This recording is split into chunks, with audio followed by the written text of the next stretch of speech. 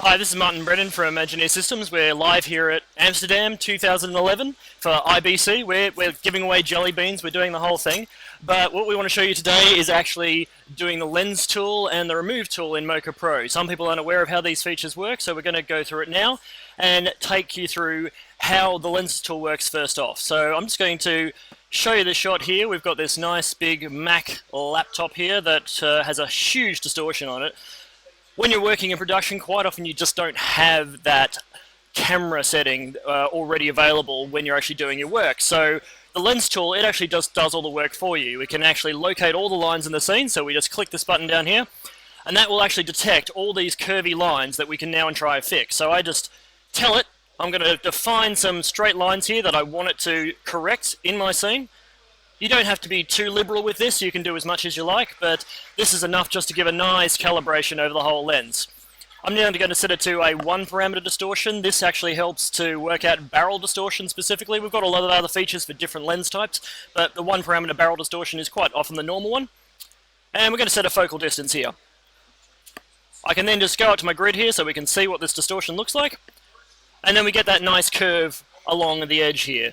So once we've got this, we can choose to do a couple of things. We can either render it flat just by using our render button here, and you'll see that flatten out. This, of course, will actually reduce the amount of detail around your edges because it will flatten it out. So what we can do instead is keep our distortion and actually insert distorted shots into our footage and then render those clips out so we don't lose any of that quality. So I'm going to do a track around the edge of the screen here. The reason I'm tracking around the edge here is because we've got this nice big glare in the middle of the screen. So I'm going to draw just around the edge, so all of this red will be tracked here. We're going to turn on perspective because we've got a nice big shift going on here. And I'm going to ramp up my pixel maybe to about 40% just to keep that nice and solid. So, I'm going to track forwards now. So you can see as we're going here, we've got this grid, it's actually warping along with our track. And once it's done, you can actually see how this motion blur is coming in here nicely. And then we've got a nice locked off shot here. So I'm just going to reposition my surface, which is where we can put our insert, so it's just around this screen. So you can see how, as I'm moving this surface around, how that curve is coming around the edges of the screen, because it's still being distorted with that lens data we calibrated earlier. So once I've got that, I can come over to my insert clips. I'm just going to import a simple screenshot here, so we're going to find this on my system. We've got a lot of demos here. There we go. So once that's in there, we can just readjust that a little bit. Now we can come over to this insert tool. The insert tool is really good for like putting in that motion blur when you need to do insert work. It's got some nice basic compositing tasks as well. We don't ever want to like replace a full compositor because that's not what we're about, so we just give you the tools to be able to assist it to get it into your workflow. So I'm just going to come over here and I'm going to click on motion blur. I'm going to turn off my matte so we can see this nice render happen. I'm going to render forwards now. Helps if I click the button. And as we render through, you'll see this insert actually do that motion blur along with that lens distortion as well. And once we've got that lens distortion, we can just render that straight out to a clip, whatever you need. So TIFF, DPX, your QuickTime. And there's that playback right there. You can see a nice, easy distortion with that lens blur. So right now I'm going to also now show you how to use the remove tool. Here we've got a nice clip here. Now we haven't tried this one too much, so we're going to do like a seat of our pants type of thing. This guy's hat is just way too big, so what we're going to do is we're going to bring it down and make it like more like a bowler hat. At the moment we've got a really blurry, horrible background to work with here. So I'm going to try and track out his hat first and then mask that out. So I'm going to draw a nice big shape. I'm going to grab some of his face just because there's some nice texture detail in there. And I'm going to avoid his hand, because his hand right now, if we scrub through that, you can see how that's moving off there. And we want to try and avoid that. So again, all this red area is going to be tracked. Because it's a planar tracker specifically, it tracks all those pixels within that red area.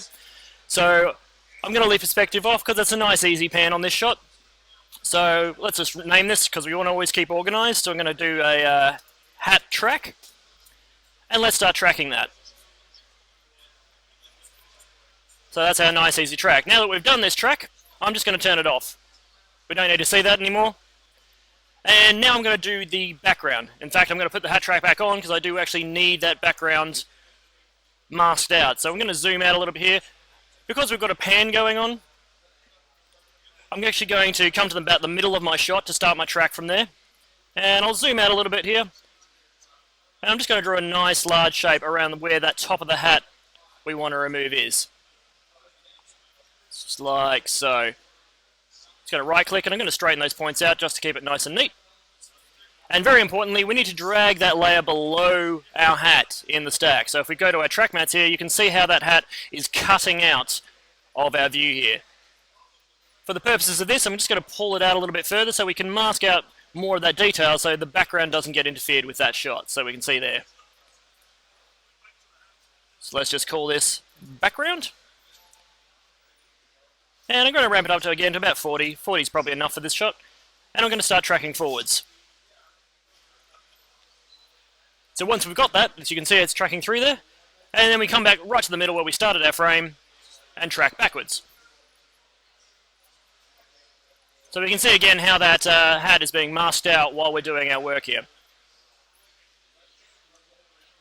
So once we've got that, now I'm going to turn off my hat track because we don't need it anymore. And we're going to come in and actually do the roto around the top of the hat here. Actually, first of all, what I'm going to do is I'm actually going to get rid of it because we don't want this part now. So I'm going to turn on my hat track. I'm going to draw a shape, a very basic shape, because I just want to slice the top off this hat here.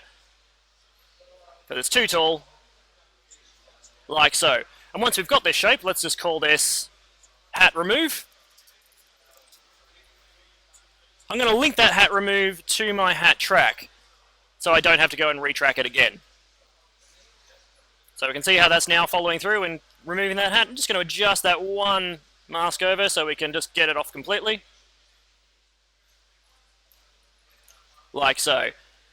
Now you can see here that this hand is kind of going to get in the way of my background here. So I'm going to do a little bit of a mask around this one too. So I'm just going to come in here and draw a shape around his hand. And I'm going to quickly track that through. So I'm just going to turn off the track for my background and track that hand through. So you can see it's fallen off a little bit there, so that's alright. We just need to pull up these bits here and get a few keyframes in there just to make sure that finger is actually covered. Just like that. And once it's over here, we can just get rid of it. I'm just going to put it down there for the time being. Nice and easy. So I'm just going to call this a hand mask. Okay, so now that we've done that mask, we can go ahead and do the remove. So how we do this is, first of all, we've got this little hat track layer here that we did before. When you're actually doing a remove, that actually still will mask even though it's invisible, because we can do a lot of layers, there's a lot of layer management, sometimes you need these masks hidden but also want to be used. So in order for it not to be part of that, we want to right click our layer and just deactivate it. Because I do not want that to be part of my masking, otherwise it won't do any removals. So now I can click my hat remove. We're in our remove tool already, so let's just start rendering forwards. So you can see now how it's just cleaning out that nice top of the hat there. And we've got our background coming behind where that hat used to be. So all that's left to do now is we want to put that shape back on top so we get a nice bowler rather than a top hat. So for this point, I'm just going to turn off my hat remove layer, and we can turn off the hat mask layer now too. And I'm just going to come in here, and I'm going to draw a very basic hat-shaped mask over the top of this. So,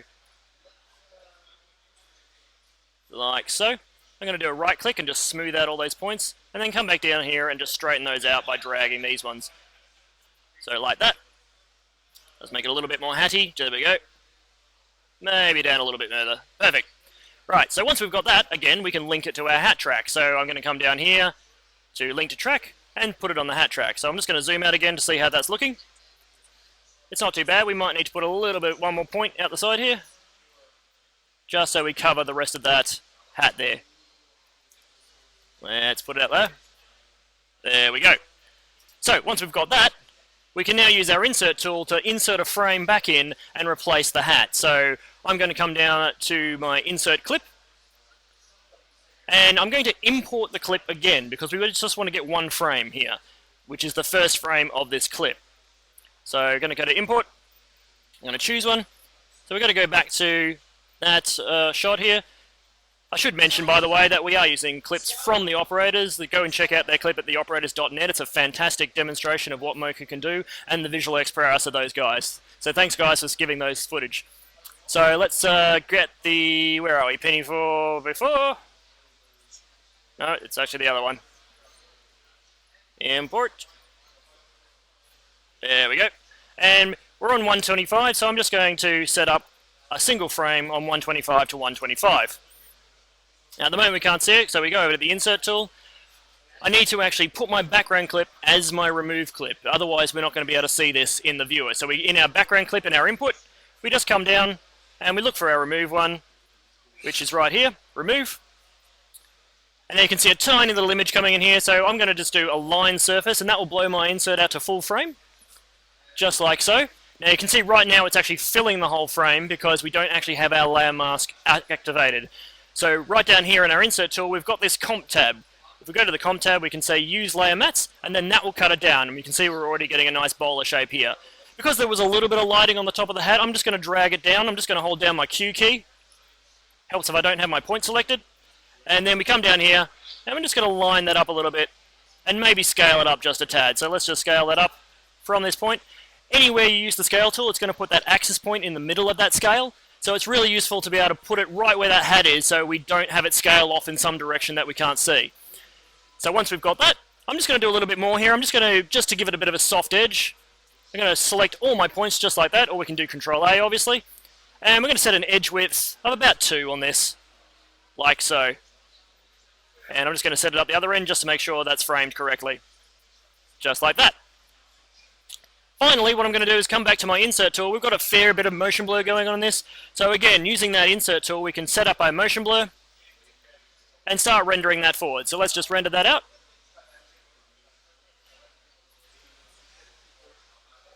So it's calculating that motion blur you can see here. When you turn off our overlays, you can see that. Just like so. And there you have it. We've got a nice bowler hat instead of a top hat, and that's just using the Remove tool and the Insert tools right inside the program, that we haven't had to go outside the compositor or do anything now. But now what we can do is we can render that clip out, go and finish it up inside After Effects, Nuke, whatever you like to use. We've got so many products that we use now, you'll have a lot of fun with it. So thanks for your time today, guys, and we'll see you next year at IBC.